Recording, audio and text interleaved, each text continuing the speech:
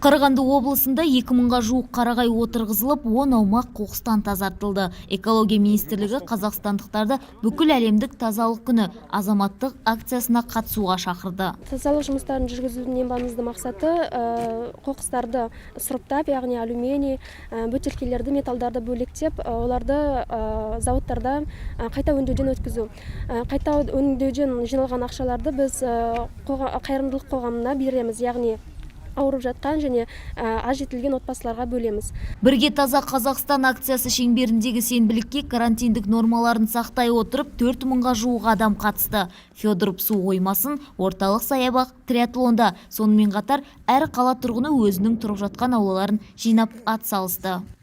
Бұл іс-шараны ұйымдастырып жатқанымыз бүкіл халқымызды, елімізді тазалыққа тарту және бірлесіп осы Қазақстанымыздың жерін, қоршаған ортамызды қорғау, даламызды қоқыстан тазарту. Айта кетейік, World Clean Up Day акциясы 19 қыркүйек күні Қазақстанның барлық өңірінде өтіп жатыр. Бұл күні бүкіл әлемде осындай акция өтуде. Миллиондаған адам қоғамдық орындарды қоқыстан тазарту үшін сенбілікке шығады. Былтыр акция 169 елдің азаматтарын біріктірген.